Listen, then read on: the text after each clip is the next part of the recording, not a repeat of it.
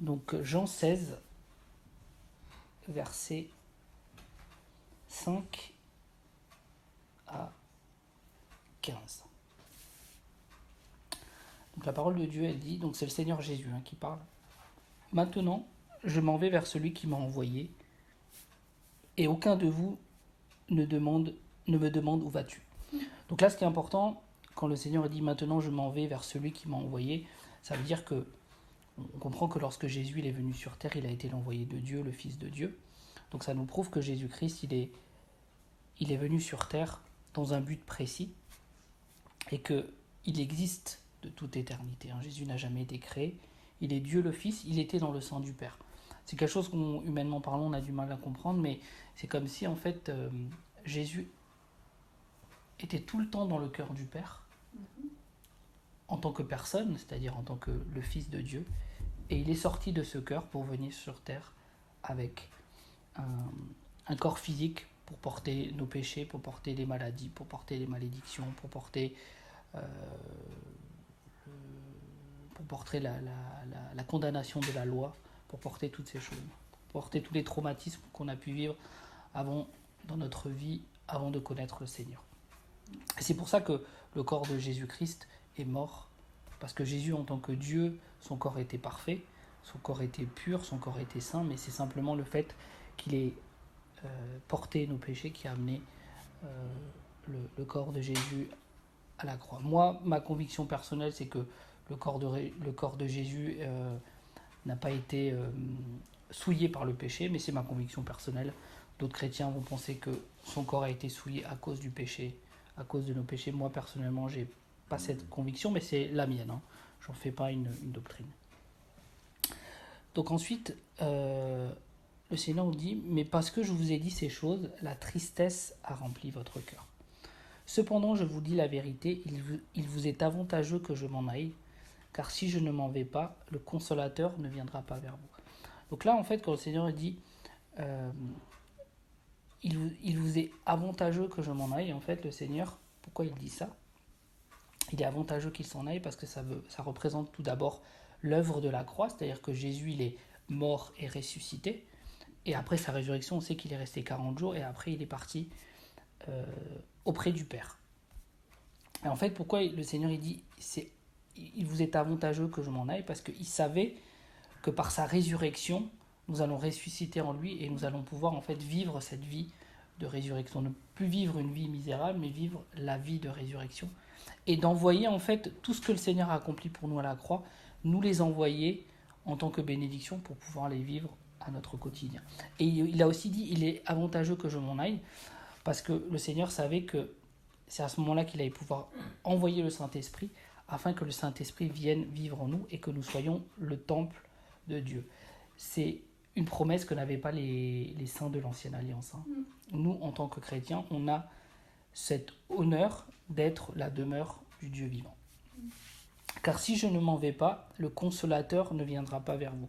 Ça veut dire que nous, en Jésus-Christ aussi, ce qu'on a comme possibilité et comme bénédiction, c'est qu'on a le Consolateur qui vient vivre en nous. C'est-à-dire que par rapport à toute situation qui peut être, qui arrive dans notre vie, on a avec nous le Consolateur qui nous permet en fait d'être toujours consolés et de ne pas vivre dans la tristesse.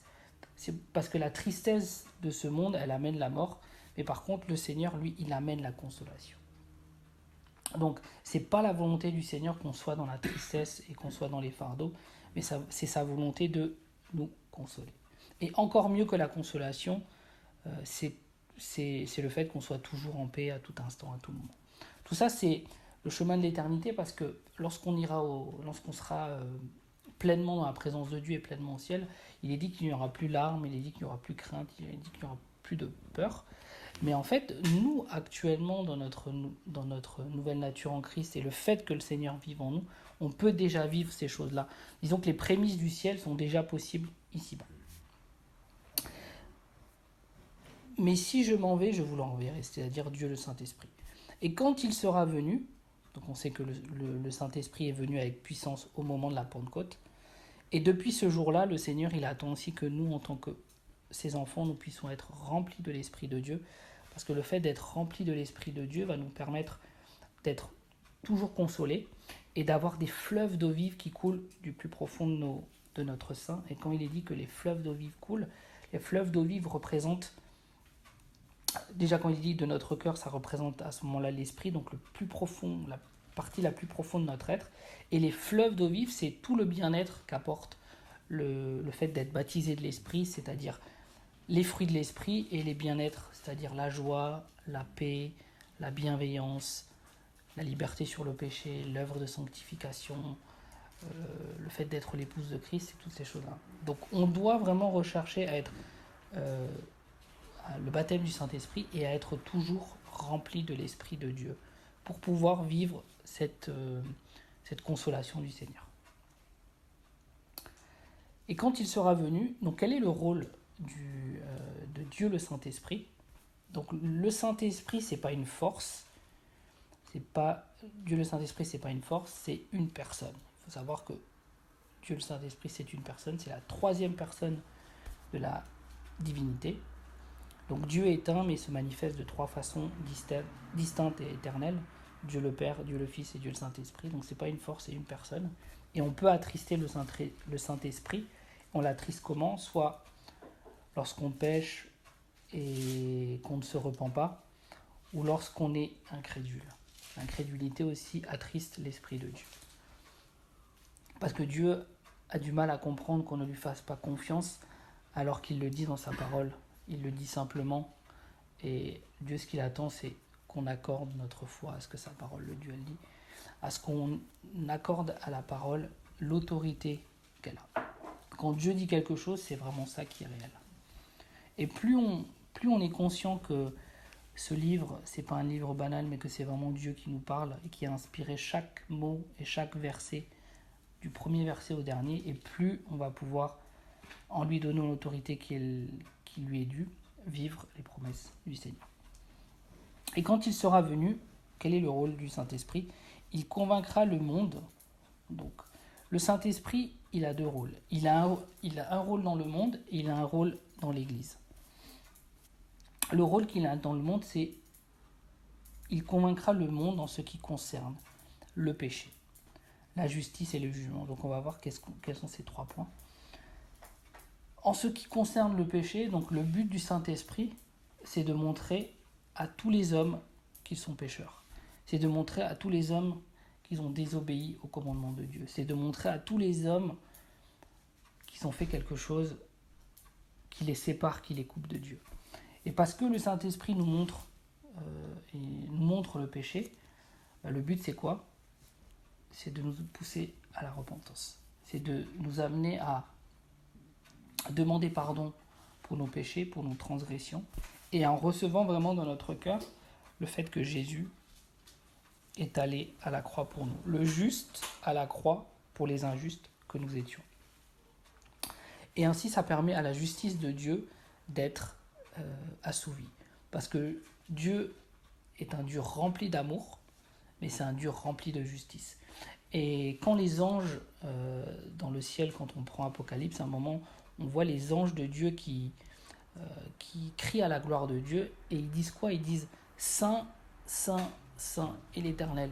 Ils disent pas « Amour, amour, amour et l'Éternel », ils mettent en premier « Saint, Saint, Saint ». Donc, en fait, la sainteté de Dieu, c'est la nature première, en fait, de Dieu.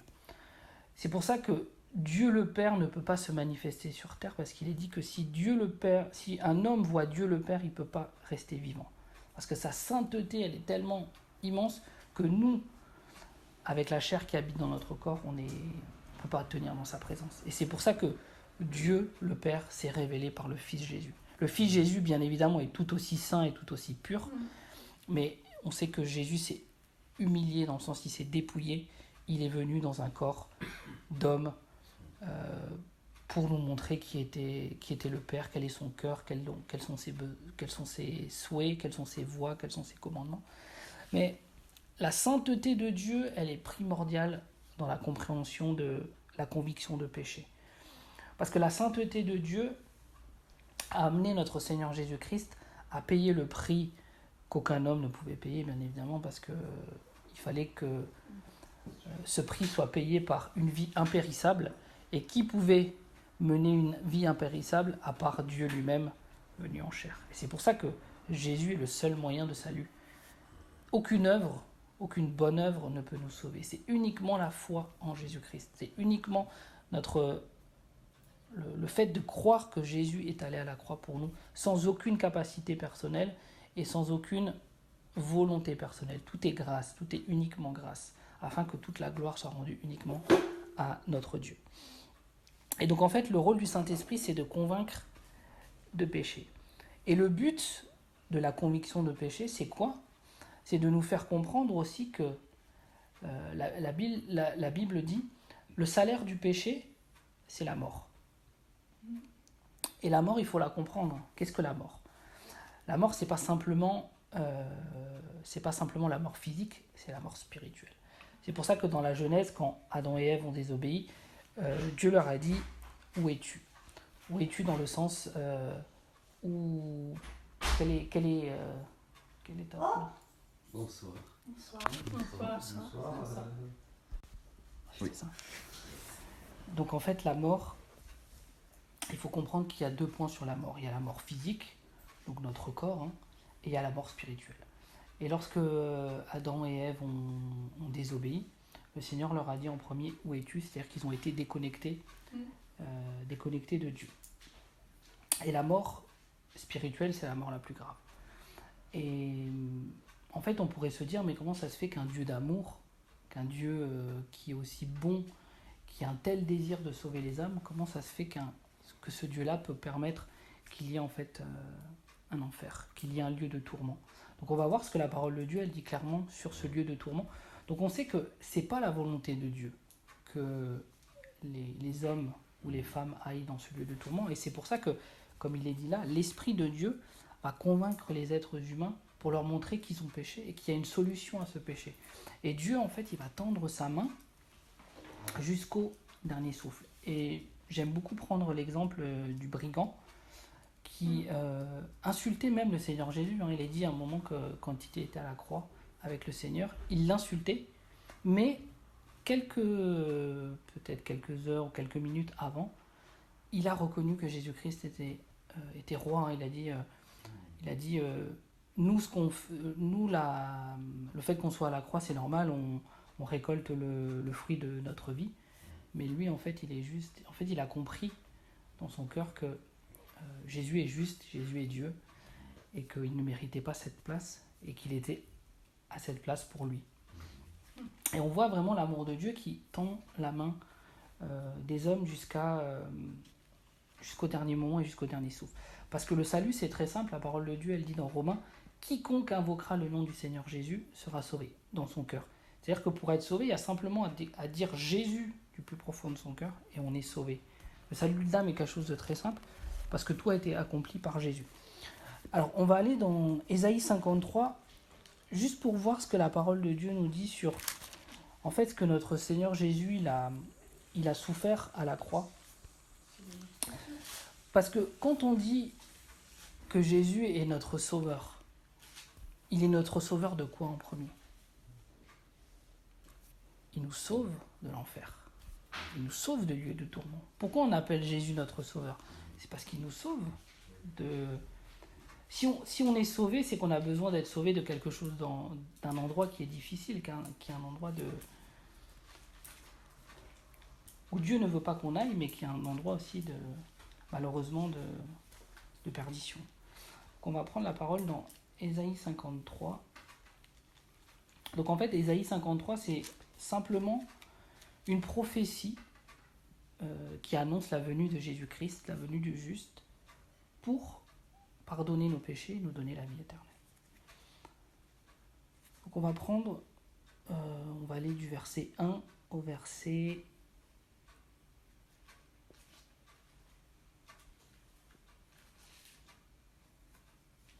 verset 1 au verset 11.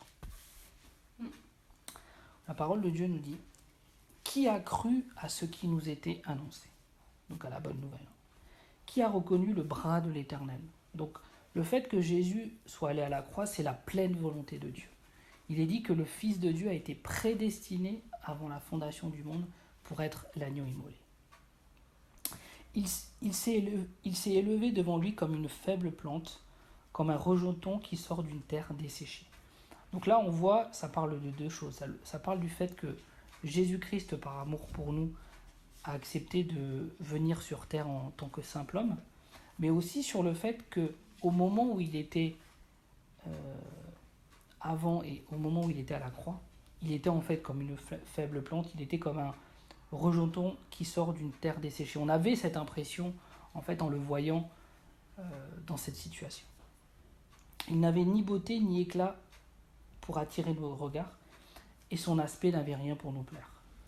Méprisé et abandonné des hommes, homme de douleur et habitué à la souffrance.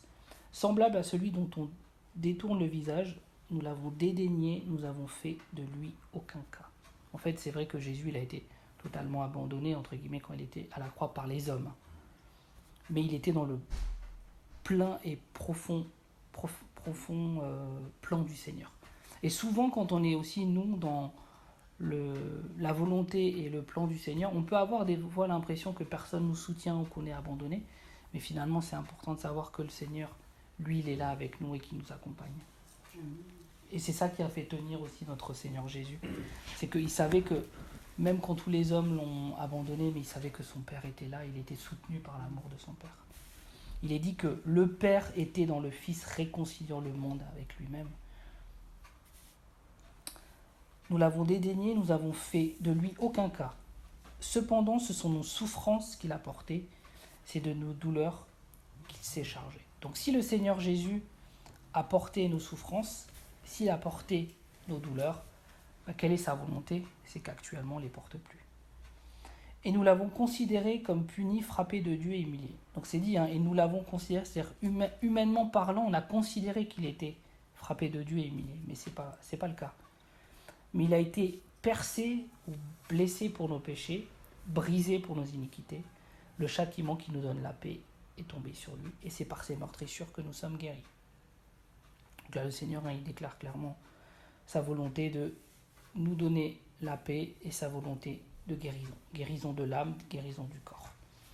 Nous étions tous errants comme des brebis, chacun suivait sa propre voie. Donc c'était notre cas avant de rencontrer le Seigneur. On était errants, on allait dans des voies qui n'étaient pas celles du Seigneur. Et l'Éternel a fait retomber sur lui l'iniquité de nous tous. En effet, dans son corps, ou sur son corps, le Seigneur a porté les péchés du premier homme au dernier. C'est pour ça que Dieu ne condamne personne et qu'il veut sauver tous les hommes.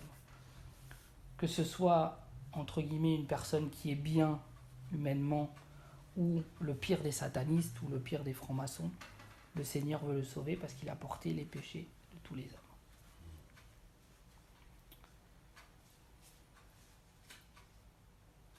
Il a été maltraité et opprimé et il n'a point ouvert la bouche. Pourquoi? Parce qu'il faisait confiance à son Père et il savait que son Père allait lui rendre justice. Semblable à un agneau qu'on mène à la boucherie, à une brebis muette devant ceux qui l'attendent, il n'a point ouvert la bouche. Il a été enlevé par l'angoisse et le châtiment, et parmi ceux de sa génération qui a cru qu'il était retranché de la terre des vivants et frappé pour les péchés de mon peuple. On a mis son sépulcre parmi les méchants, son tombeau avec le riche. Quoiqu'il n'ait point commis de violence et qu'il n'y a point eu de fraude dans sa bouche. Il est resté parfait jusqu'au dernier souffle. Il a plu à l'Éternel de le briser par la souffrance. Après avoir livré sa vie en sacrifice pour le péché, il verra une postérité et prolongera ses jours. Donc là, ça parle de la résurrection de Christ. Et l'œuvre de l'Éternel prospérera entre ses mains. À cause du travail de son âme, il rassasiera ses regards. Par sa connaissance, mon serviteur juste justifiera beaucoup d'hommes et il se chargera de leur iniquité. Et c'est important parce qu'il dit par sa connaissance, mon serviteur juste justifiera beaucoup d'hommes. Et nous, on a besoin aussi d'avoir la connaissance du Seigneur pour vivre cette justification que le Seigneur nous a acquise à la croix. On doit avoir, nous, le désir de vivre tout ce que le Seigneur a accompli pour nous à la croix, pour pas que le Seigneur ait fait ces choses-là en vain. Il y a un tel héritage pour nous qu'on doit avoir ce désir d'aller le chercher pour le manifester en tant que remerciement et en tant qu'honneur pour ce que le Seigneur Jésus a fait pour nous. Voilà. Ensuite, on va aller dans Matthieu 16, versets 22 à 23.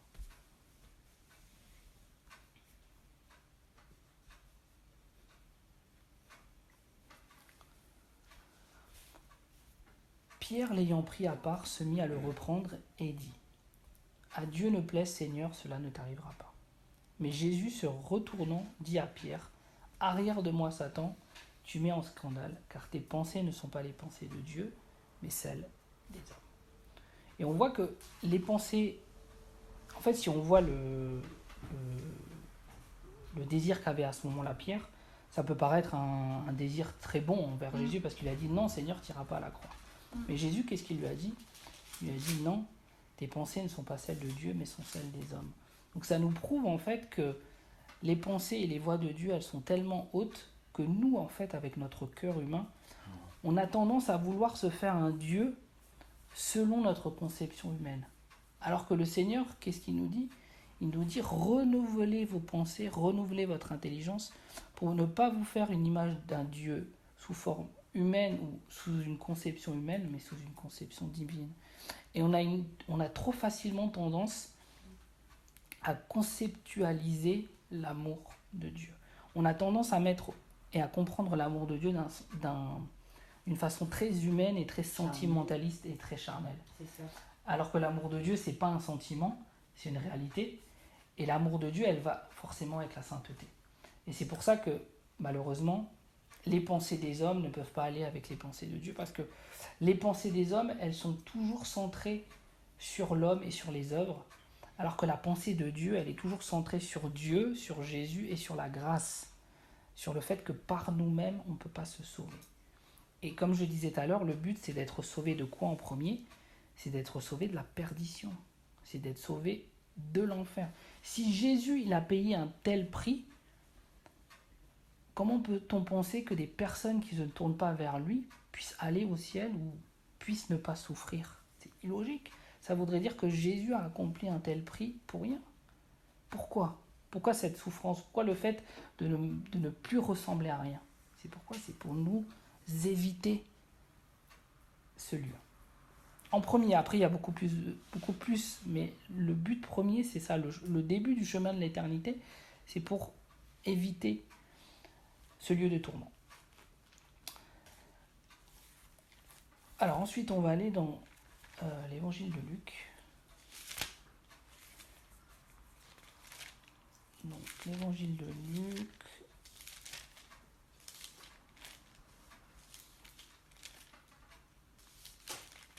Donc Luc 19, verset 27. Bien sûr que Jésus il est rempli d'amour, mais il est aussi rempli de fermeté. Et une parole du Seigneur Jésus qui est assez ferme, assez dure, mais qui aussi, qui représente aussi sa divinité. Il est dit au verset 27, « Au reste, amenez ici mes ennemis. » Alors quand le Seigneur, on pourrait se dire, mais comment ça fait que le Seigneur il parle d'ennemis ? En fait, les ennemis, c'est tous ceux qui ont refusé la grâce jusqu'au dernier instant. Jusqu'au dernier moment, ils ont refusé l'amour de Dieu. Au reste, amenez ici mes ennemis qui n'ont pas voulu que je règne sur eux. Donc il y a des êtres humains qui ne veulent pas que Christ règne sur eux, et tuez-les en ma présence. Donc ça, c'est une parole du Seigneur Jésus.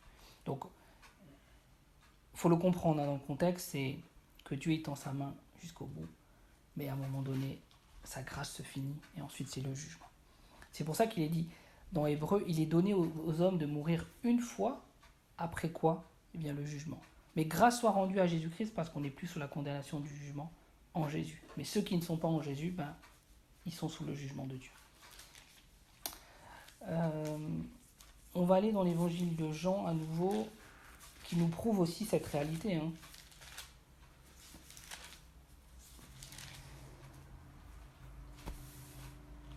Jean 3, versets 34 à 36. où il est dit « Car celui que Dieu a envoyé, donc Jésus, dit les paroles de Dieu, parce que Dieu ne lui donne pas l'esprit avec mesure. Le Père aime le Fils et il a remis toutes choses entre ses mains. Celui qui croit au Fils a la vie éternelle. Celui qui ne croit pas au Fils ne verra point la vie, mais la colère de Dieu demeure sur lui. » Donc c'est clairement dit que la colère de Dieu, elle demeure sur les personnes qui ne croient pas au Fils. En même temps, le Seigneur les aime, parce que ce sont ses créatures, mais en même temps, il y a la colère de Dieu, parce que ces personnes-là ne sont pas encore passées du stade de créature de Dieu à enfant de Dieu. Et donc si la colère de Dieu demeure, quel est le résultat après la mort ?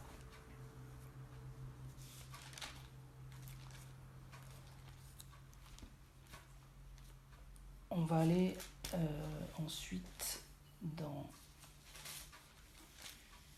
l'évangile de Matthieu.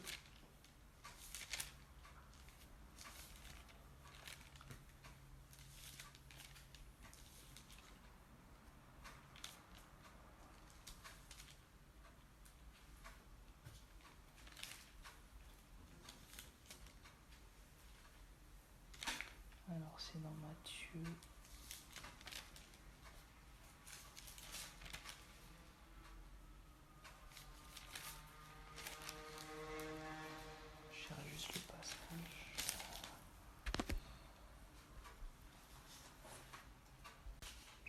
Matthieu 25, verset 41, où il est dit «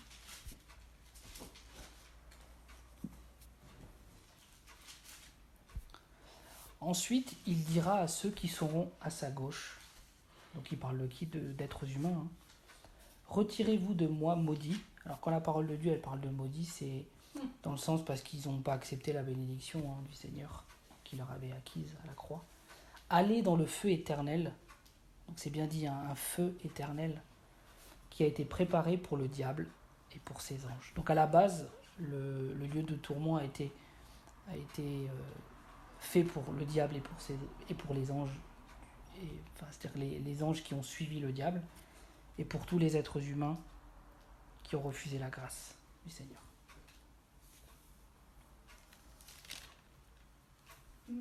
Pardon, excuse-moi, Matthieu 25, verset 41.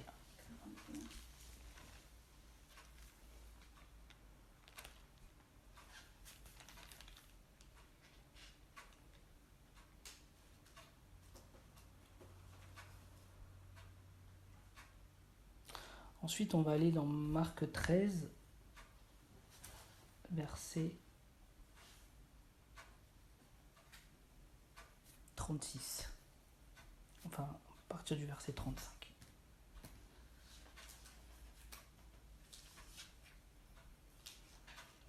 Où il est dit « Veillez donc ». C'est très important de veiller dans notre vie en Christ. Être vraiment sur ses gardes, être vraiment vigilant, être vraiment rempli de discernement pour voir si ce qu'on nous dit de la part du Seigneur, si ce qu'on nous dit selon la parole de Dieu, elle est vraiment selon la saine doctrine. C'est important de toujours vérifier. Veillez donc, car vous ne savez quand viendra le maître de la maison, ou le soir, ou au milieu de la nuit, ou au chant du coq, ou le matin. Ça veut dire aussi qu'on doit être prêt, parce qu'on ne sait pas quand le Seigneur viendra nous chercher. C'est pas possible de savoir le jour où le Seigneur viendra. Craignez qu'il ne vous trouve endormi à son arrivée soudaine. Ce que je vous dis, je le dis à tous. Veillez ou portez une stricte attention. Et on doit porter une stricte attention sur quoi ? Sur la parole de Dieu et sur la saine doctrine. Parce qu'on est arrivé à une période d'apostasie qui est telle que sous couvert de la Bible, on peut dire plein de choses. Et on peut faire dire à la Bible tout et son contraire. Donc on doit vraiment avoir le discernement et l'amour de la vérité pour veiller de la bonne manière, pour être prêt lorsque le Seigneur viendra nous chercher.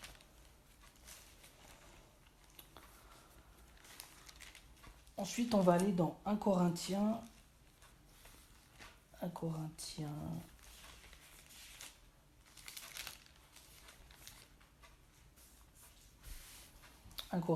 15, du verset 12 au verset 33. Là, il y a 21 versets, mais ils sont très importants parce que ça nous parle vraiment de la résurrection de Christ et on doit vraiment être sûr de comprendre ces choses-là. Moi, je sais que quand je me suis converti au Seigneur en 2007, une des premières choses que le Seigneur m'a montré quand je me suis repenti de mes péchés, c'est qu'il m'a montré qu'il m'a sauvé de l'enfer. C'est une des premières choses. Il m'a fait comprendre que si j'étais mort ce jour-là sans lui, je serais parti dans le lieu de tourment. Or, si l'on prête... Tout de suite, d'emblée... Oui, tout de suite, il m'a montré ça. C'était une des premières choses. C'est là où je me suis... J'ai pleuré sur mes péchés. Et j'ai demandé pardon. Or, si l'on prêche que Christ est ressuscité des morts, pourquoi quelqu'un parmi vous dise-t-il qu'il n'y a point de résurrection des morts? Et en fait, le fait de dire qu'il n'y ait pas de résurrection des morts, c'est aussi comme le fait de dire qu'il n'y ait pas d'enfer. S'il n'y a point de résurrection des morts, Christ non plus n'est pas ressuscité. Ça veut dire que si Christ il est ressuscité, ça veut dire que ceux qui le suivent, ils vont aussi ressusciter. Mais ceux qui ne le suivent pas, où est-ce qu'ils vont? Et si Christ n'est pas ressuscité, notre prédication est donc vaine et votre foi aussi est vaine. En effet, parce que ce qui fait notre foi et la prédication et la puissance de l'évangile, c'est la vie de résurrection de Christ. Parce que sans la résurrection, le christianisme n'a pas de valeur. Sans la résurrection, on ne peut pas vivre cette nouvelle vie en lui. Sans la résurrection, on ne peut pas vivre le fait qu'on est une nouvelle personne en Christ dans notre esprit. Il se trouve même que nous sommes des faux témoins à l'égard de Dieu, puisque nous avons témoigné contre Dieu qu'il a ressuscité Christ, tandis qu'il ne l'aurait pas ressuscité si les morts ne ressuscitent point. Comme ceux qui disent que après la mort, il n'y a plus rien, ou après la mort, il y a un sommeil, ou il y a un temps d'attente, c'est faux. C'est clairement dit là. Car si les morts ne ressuscitent point, Christ non plus n'est pas ressuscité. Et si Christ n'est pas ressuscité, votre foi est vaine, vous êtes encore dans vos péchés. Donc là, c'est bien parlé, vous êtes encore dans vos péchés. Donc la conviction de péché, elle nous montre qu'on est ressuscité avec Christ et qu'on échappe à l'enfer. Et par conséquent aussi, ceux qui sont morts en Christ sont perdus, si on pense qu'il n'y a pas de résurrection. Si c'est dans cette vie seulement que nous espérons en Christ, nous sommes les plus malheureux de tous les hommes. En effet, nous, ce qui fait notre joie et notre paix, et notre espoir, c'est de savoir qu'on va passer l'éternité auprès du Seigneur. Mais maintenant, Christ est ressuscité des morts et il est les prémices de ceux qui sont morts. Ceux qui sont morts et ressuscités en lui. Car puisque la mort est venue par un homme, c'est-à-dire Adam, parce qu'il a désobéi au commandement de Dieu, c'est aussi par un homme qu'est venue la résurrection des morts. Alors quand il est dit que c'est un homme, dans le sens où il faut comprendre Jésus, qui était 100% Dieu et 100% homme dans son corps, mais sans la chair. Et comme tous meurent en Adam, de même aussi tous revivront en Christ. On est tous morts en Adam avant de connaître le Seigneur et maintenant on revit en nouveauté de vie en Christ. Mais chacun en son rang. Christ comme prémisse, donc Jésus est toujours le premier, puis ceux qui appartiennent à Christ lors de son avènement. Ensuite viendra la fin quand il remettra le royaume à celui qui est Dieu et Père, après avoir réduit à l'impuissance toute domination, toute autorité ou toute puissance. Il a déjà réduit à l'impuissance toute autorité, domination et puissance, mais là ça va se manifester concrètement dans le sens où le dernier ennemi qui sera mis à mort concrètement, c'est la mort. Mais il a déjà vaincu la mort, le Seigneur. Et nous, on est en Christ assis au-dessus de toute autorité, domination et puissance. Donc c'est-à-dire qu'on a la victoire sur toute la puissance de l'ennemi. Car il faut qu'il règne jusqu'à ce qu'il ait mis tous ses ennemis sous ses pieds. Le dernier ennemi qui sera réduit à l'impuissance, c'est la mort. Donc la mort physique. Dieu en effet a tout mis sous ses pieds. Mais lorsqu'il dit que tout lui a été soumis, il est évident que celui qui lui a soumis toute chose est excepté, c'est-à-dire le Père.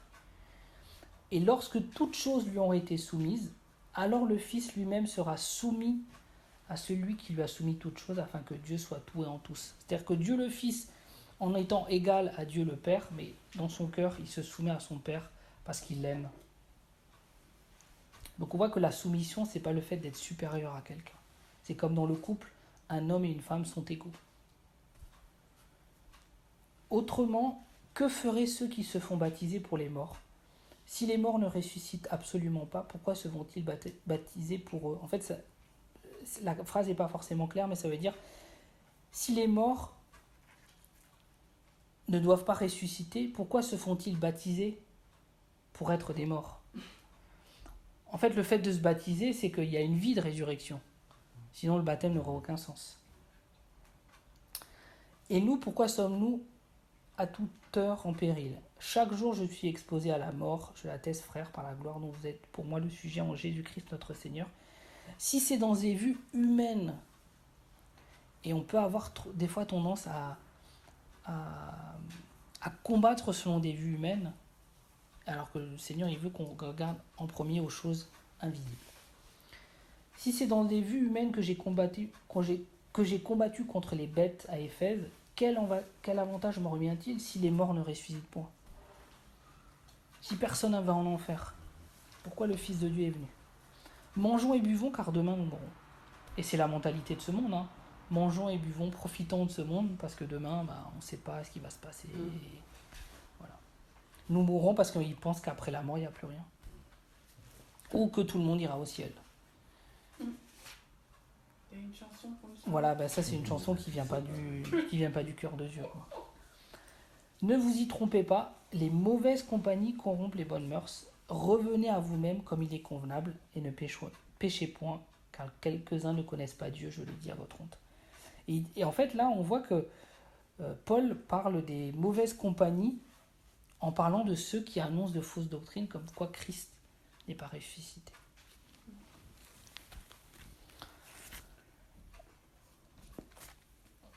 Ensuite, on va aller dans Romains.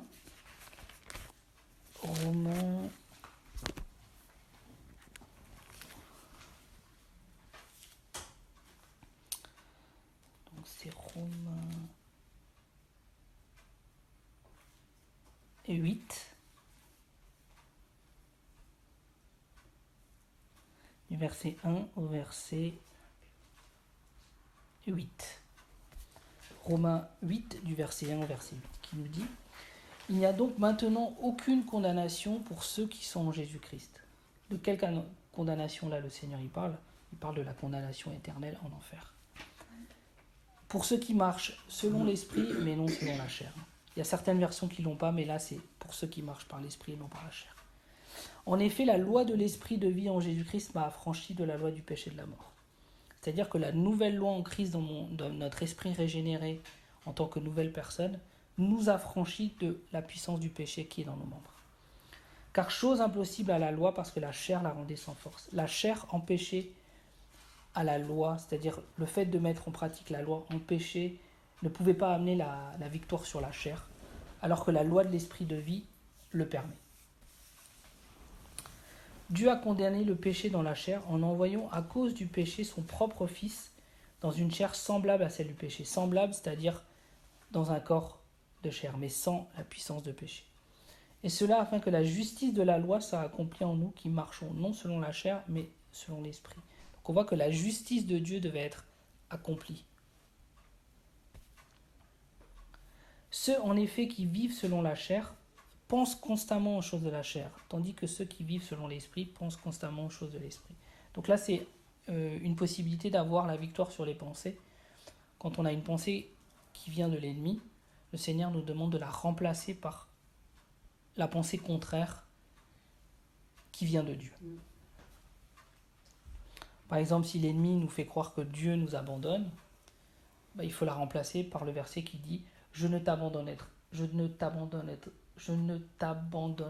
point, je ne te délaisserai point. » Tout de suite, on remplace la pensée. On ne chasse pas une pensée, on la remplace. On chasse un démon, mais on remplace une pensée. Et l'affection de la chair, c'est la mort, mais l'affection de l'esprit, c'est la vie et la paix. Car l'affection de la chair est inimitié contre Dieu, parce qu'elle ne se soumet pas à la loi de Dieu et qu'elle ne le peut même pas. Or, ceux qui vivent selon la chair ne sauraient plaire à Dieu. Et on peut vivre selon la chair selon des pensées charnelles. Et c'est pour ça qu'on a besoin du renouvellement de l'intelligence pour ne pas se faire un Dieu accessible à l'homme. Parce que Dieu, il est tellement haut dans ses voies qu'il n'est pas accessible selon nos pensées humaines. Mais nous, on doit apprendre à le connaître, lui. Et là, on est dans la bonne attitude.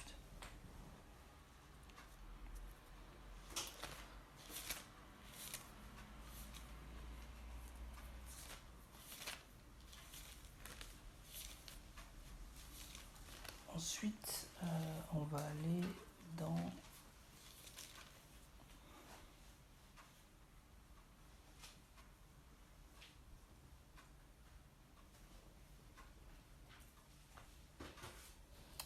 On va aller dans Apocalypse.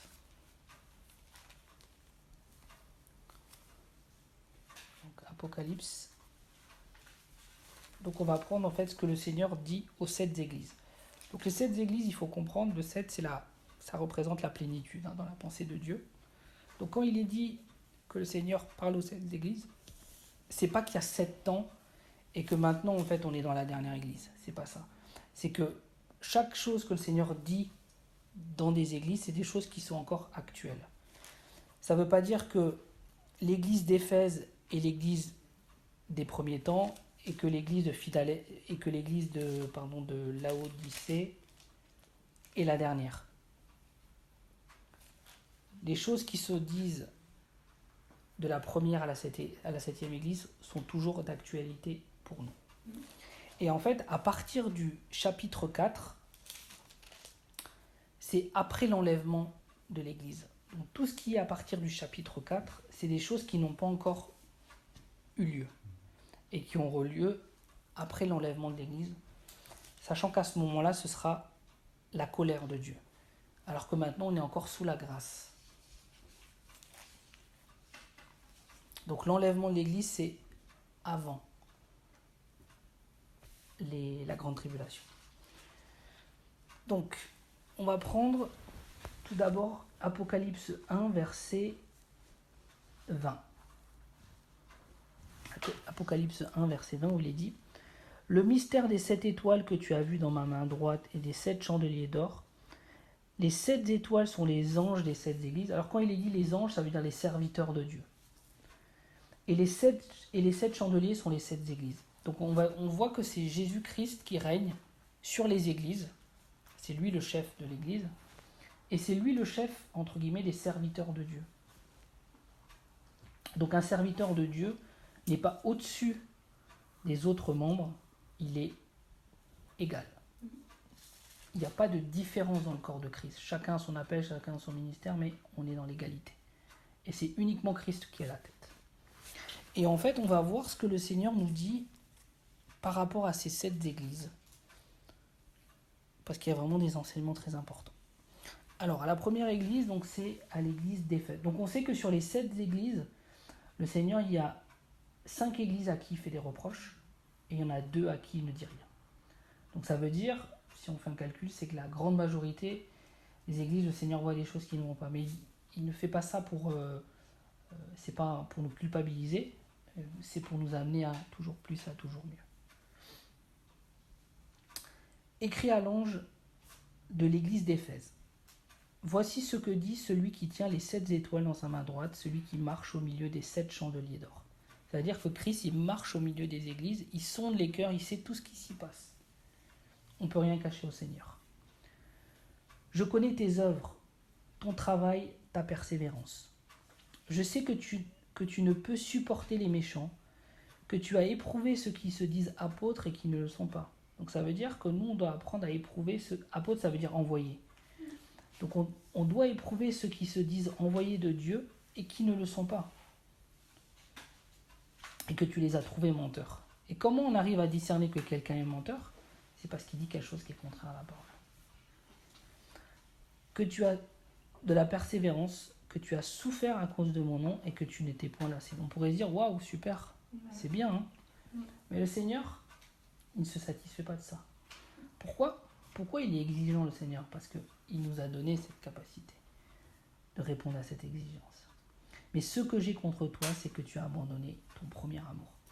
C'est primordial d'avoir dans notre cœur l'amour, le premier amour pour le Seigneur. C'est comme dans un couple, un homme et une femme, il ne faut pas qu'il y ait la routine qui s'installe. Il ne faut pas il doit toujours y avoir cette flamme et ce cœur à cœur pour le Seigneur. Et nous, en fait, on ne doit jamais oublier, toujours se remémorer ce que le Seigneur a fait pour nous, pour garder cette flamme pour lui et d'avoir toujours ce premier amour. Ne pas faire les choses parce qu'on doit les faire au nom du Seigneur, mais avoir toujours cette flamme vivante pour lui. Et c'est pour ça que dans l'armure du chrétien, le casque du salut est important, parce que ça nous permet de toujours nous remémorer ce que le Seigneur a fait dans notre vie, d'où il nous a sortis et où il nous a amenés. C'est important. C'est ça, moi personnellement, c'est ça qui m'aide à garder toujours ce premier amour pour le Seigneur. Ça ne veut pas dire que des fois c'est pas difficile, mais au moins je me dis, voilà Seigneur, je sais d'où tu m'as sorti et j'ai une reconnaissance envers toi pour cela. Souviens-toi donc d'où tu es tombé, repens-toi, donc on voit l'importance de la repentance, et pratique tes premières heures, c'est-à-dire de revenir à ce premier amour. Sinon je viendrai à toi et j'ôterai ton chandelier de sa place, à moins que tu ne te repentes. Quand le Seigneur il dit j'ôterai ton chandelier de sa place, c'est quand même assez explicite. Au verset 7, il dit « À celui qui vaincra », le Seigneur il vient chercher les vainqueurs, « je donnerai à manger de l'arbre de vie qui est dans le paradis de Dieu. » Et l'arbre de vie, c'est qui? C'est Jésus. Donc les vainqueurs, ils vont pouvoir goûter pour l'éternité à Jésus, qui est dans le paradis de Dieu, donc la Nouvelle Jérusalem. Ensuite, l'église de Smyrne. Écrit à l'ange de l'église de Smyrne, voici ce que dit le premier et le dernier, celui qui était mort et qui est revenu à la vie. Je connais ton affliction et ta pauvreté, bien que tu sois riche, et les calomnies de la part de ceux qui se disent juifs et qui ne le sont pas, et les calomnies de la part de ceux qui se disent chrétiens et qui ne le sont pas, mais qui sont une synagogue de Satan. Ne crains pas de ce que tu vas souffrir.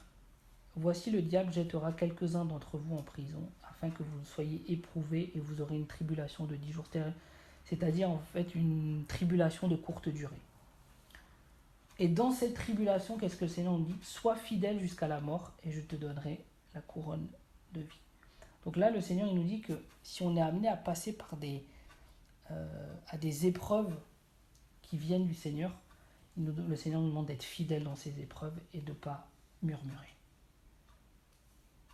Mais d'être fidèle dans cette épreuve, parce qu'on va en sortir.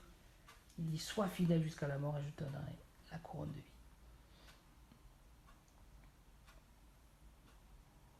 Et quand il est dit, quand le Seigneur dit au verset 9, et ta pauvreté bien que tu sois riche, ça veut dire que en fait l'église de Smyrne avait compris que malgré qu'ils étaient riches, ça veut dire spirituellement parlant, ils avaient compris que par eux-mêmes ils étaient pauvres.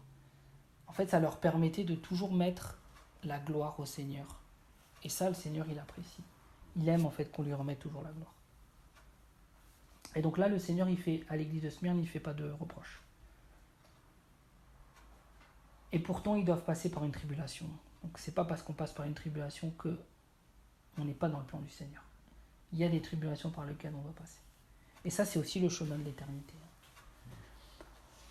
Lettre à l'église de Pergame. Voici ce que dit celui qui a l'épée aiguë à 2 tranchants. Donc là, c'est la parole de Dieu. Et pourquoi double tranchant? Parce qu'elle sépare entre ce qui est de l'esprit et entre ce qui est de l'âme. Je sais où tu demeures, je sais que là est le trône de Satan. Tu retiens mon nom et tu n'as pas renié ma foi, même au jour d'Antipas, mon témoin fidèle qui a été mis à mort. Donc on voit qu'il y a des chrétiens qui peuvent être mis à mort, c'est ceux qui ont des appels à être martyrs pour le Seigneur. Mais j'ai quelque chose contre toi, c'est que tu as là des gens attachés à la doctrine de Balaam. Donc Balaam, qu'est-ce qu'il faisait? Il enseignait à Balak à mettre une pierre d'achoppement devant les fils d'Israël pour qu'ils mangent des viandes sacrifiées aux idoles et qu'ils se livrent à la débauche. En fait, Balak, Dieu lui avait interdit de maudire le peuple de Dieu, le peuple d'Israël. Et donc en fait, il y a une autre solution qui a été trouvée pour faire chuter Israël et qu'ensuite eux-mêmes, par leur désobéissance, ils se mettent dans la malédiction. C'est ce qui s'est passé. Et quelle est cette doctrine? c'est à mettre une pierre d'achoppement devant les fils d'Israël pour qu'ils mangent des viandes sacrifiées aux idoles et qu'ils se livrent à la débauche. Et nous, il faut le comprendre spirituellement parlant, c'est les viandes sacrifiées aux idoles, c'est tout ce qui est fausse doctrine. Et à chaque fois qu'il y a des fausses doctrines, mais il y a l'impureté qui va avec. C'est un lien, les fausses doctrines, l'impureté. Parce que Jésus dit à un moment de sa parole, sanctifie-les par ta parole est la vérité. Donc plus on est dans la vérité de la parole, et plus il va y avoir une œuvre de sanctification, et plus on sera dans des mensonges, et moins l'œuvre de sanctification se fera en profondeur. Après, c'est un cheminement. De même, toi aussi, tu as des gens attachés pareillement à la doctrine des Nicolaïtes. Donc, on n'a pas de réelle réponse sur la doctrine des Nicolaïtes, mais c'est en rapport, si on le lit, avec le fait des viandes sacrifiées aux idoles et de la débauche. Donc, c'est les fausses doctrines, il faut le comprendre.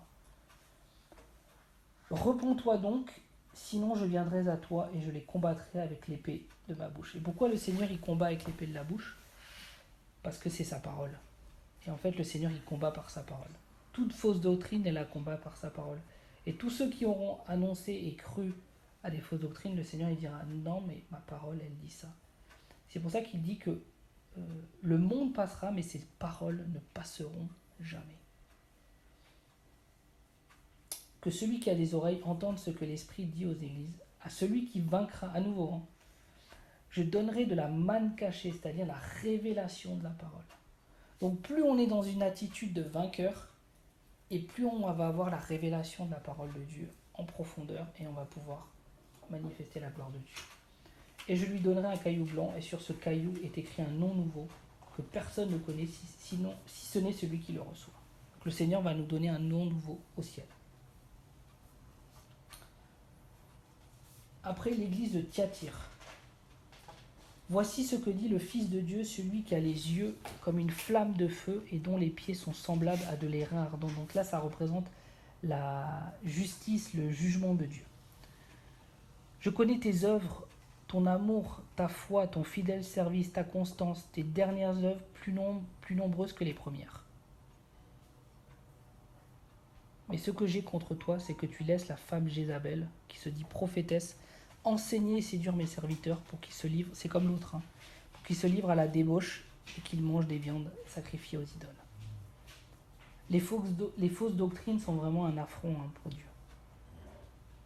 Je lui ai donné du temps afin qu'elle se repente, et elle ne veut pas se repentir de sa débauche. Donc ça veut dire que le Seigneur, il nous montre en plus, quand on est dans des erreurs, dans notre vie ou même des erreurs doctrinales, il nous le montre pour qu'on se repente. Voici, je vais la jeter sur un lit et envoyer une grande tribulation à ceux qui commettent adultère avec elle, à moins qu'elle ne se repente de les œuvres. Donc c'est-à-dire qu'à un moment, le Seigneur, il va juger ceux qui, spirituellement parlant, se sont unis à cette femme, spirituellement, mais peut-être aussi physiquement. Et ils ne se sont pas repentis de ces choses-là. Je frapperai de mort ces enfants, et toute l'Église connaîtront que je suis celui qui sonde les reins et le cœur. Et je rendrai à chacun de vous selon ses œuvres. À vous, à tous les autres de Thyatire qui ne reçoivent pas cette doctrine, qui n'ont pas connu les profondeurs de Satan comme il les appelle, je vous dis, je ne mets pas sur vous d'autres fardeaux, seulement ce que vous avez, retenez-le jusqu'à ce que je vienne. Donc on voit l'importance de la persévérance jusqu'au retour du Seigneur. Celui qui persévérera jusqu'à la fin sera sauvé. Verset 26, à nouveau, à celui qui vaincra. Donc on voit, le Seigneur, il insiste sur le fait d'être des vainqueurs. Et qui gardera jusqu'à la fin mes œuvres, je donnerai autorité sur les nations, c'est-à-dire qu'on va régner avec Christ pendant le millénium. Il les pètera avec une verge de fer, comme on brise les vases d'argile, ainsi que moi-même j'en ai reçu le pouvoir de mon Père. Et je lui donnerai l'étoile du matin. Donc la récompense qu'on a d'être des vainqueurs, c'est avoir Jésus. L'étoile du matin, c'est Jésus. Que celui qui a des oreilles entende ce que l'Esprit dit aux églises. Ensuite, l'église de Sardes. Le Seigneur dit, je connais tes œuvres, je sais que tu passes pour être vivant et tu es mort. Sois vigilant et affermis le reste qui est près de mourir, car je n'ai pas trouvé tes œuvres parfaites devant mon Dieu. Et qu'est-ce que ça veut dire quand le Seigneur dit que les œuvres ne sont pas parfaites? C'est que en fait, ce sont des œuvres qui sont faites dans la chair, qui sont faites par habitude, qui sont faites par religion. Et les œuvres parfaites, c'est les œuvres qui sont conduites par le Seigneur. Et comment accomplir des œuvres conduites par le Seigneur? C'est d'avoir cette relation avec lui. Là, le Seigneur, il dit, ayez une relation avec moi. Rappelle-toi donc comment tu as reçu et entendu la parole. Garde-la et repens-toi. Donc, si le Seigneur nous demande d'être vigilant sur le fait de garder la parole de Dieu, c'est qu'on peut l'oublier. C'est qu'on peut la perdre. C'est qu'on peut la réduire. C'est qu'on peut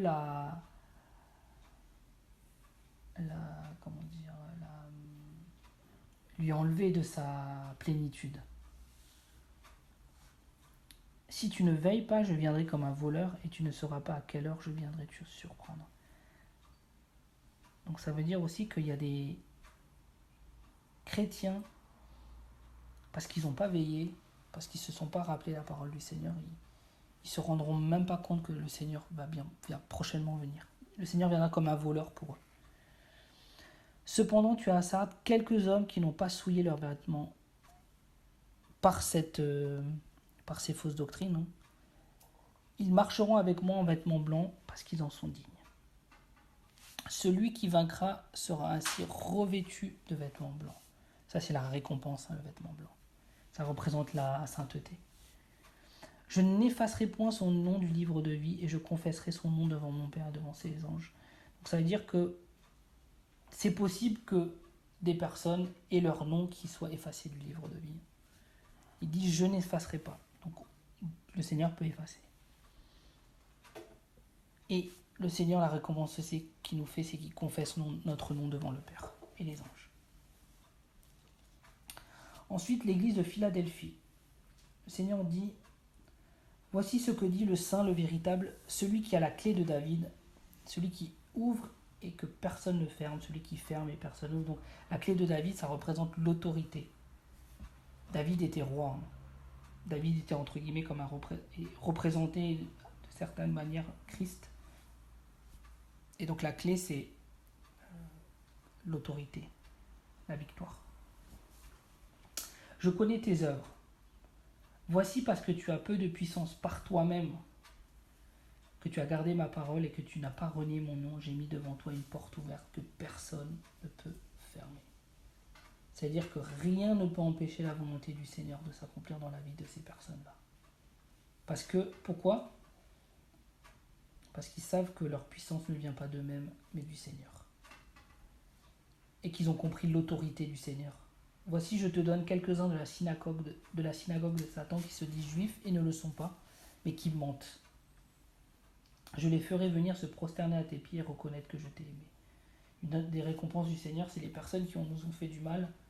À un moment donné, elles pourront être humiliées par Dieu si nous, dans notre cœur, on les a pardonnées. Parce que tu as gardé la parole de la persévérance en moi, je te garderai de l'heure de la tentation qui va venir sur le monde, c'est-à-dire la tribulation. Pour éprouver les habitants de la terre, je viens bientôt, retiens ce que tu as afin que personne prenne ta couronne. Celui qui vaincra, je ferai de lui une colonne dans le temple de mon Dieu et il n'en sortira plus. J'écrirai sur lui le nom de mon Dieu et le nom de la ville de mon Dieu, de la Nouvelle Jérusalem, qui descend du ciel d'auprès de mon Dieu et mon nom nouveau. Et ensuite, la dernière église, c'est celle de Laodicée. Et le Seigneur, il dit, je connais tes œuvres, je sais que tu n'es ni froid ni bouillant. Puisses-tu être froid ou bouillant. Ainsi, parce que tu es tiède et que tu n'es ni froid ni bouillant, je te vomirai de ma bouche. Donc là, ça parle aussi de l'engagement qu'on a envers le Seigneur.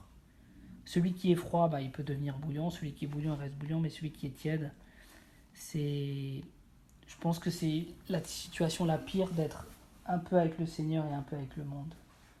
C'est pas ce que le Seigneur veut pour nous. Parce que tu dis, je suis riche, je me suis enrichi, j'ai besoin de rien. Donc en fait, ils ne se rendent même pas compte qu'ils sont tièdes. et parce que tu ne sais pas que tu es malheureux, misérable, pauvre, aveugle et nu, ça c'est le conseil du Seigneur, hein, je te conseille d'acheter de moi de l'or éprouvé par le feu, c'est-à-dire de rechercher la sainteté, afin que tu deviennes riche, et des vêtements blancs afin que tu sois vêtu et que la honte de ta nudité ne paraisse pas. Et un collier, donc c'est l'esprit de sagesse et de révélation, pour oindre tes yeux afin que tu vois. Ça c'est une prière qu'on peut faire. Seigneur, je veux vraiment avoir cet esprit de sagesse et de révélation pour te comprendre et pour comprendre qui je suis en Christ. Moi je reprends et je châtie tous ceux que j'aime. Et donc du zèle et repens-toi. Donc on voit que le Seigneur il peut aussi nous châtier. Voici je me tiens à la porte et je frappe. Si quelqu'un entend ma voix et ouvre la porte, j'entrerai chez lui, je souperai avec lui et lui avec moi. C'est-à-dire que là le Seigneur, il est à la porte. Il n'est même plus dans l'église, il est à la porte. C'est-à-dire qu'ils ont mis le Seigneur à la porte par leur attitude. Mais le Seigneur même là il frappe pour qu'il leur ouvre. Et qu'est-ce que veut le Seigneur? C'est souper avec nous, c'est-à-dire cette intimité avec nous. Celui qui vaincra, je le ferai asseoir avec moi sur mon trône, comme moi j'ai vaincu et me suis assis avec mon Père sur son trône. Donc la récompense aussi qu'on aura, ce sera d'être assis sur le trône de Dieu en tant que vainqueur.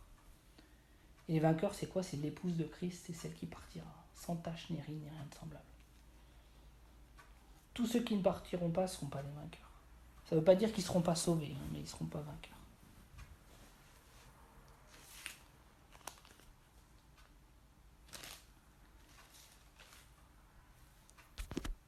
Et je vais juste finir par un dernier verset. Apocalypse 5, versets 12 à 13, qui nous dit: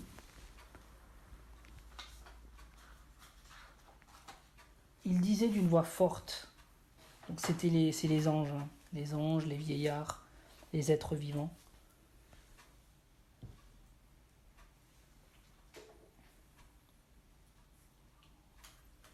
L'agneau qui a été immolé est digne, lui seul, hein, avec le Père et le Saint-Esprit, de recevoir la puissance, la richesse, la sagesse, la force, l'honneur, la gloire et la louange. Et toutes les créatures qui sont dans le ciel, sur la terre, sous la terre. Quelles sont ces créatures sous la terre? Sur la mer et tout ce qui se trouve. Quelles sont ces créatures sous la terre? C'est les hommes.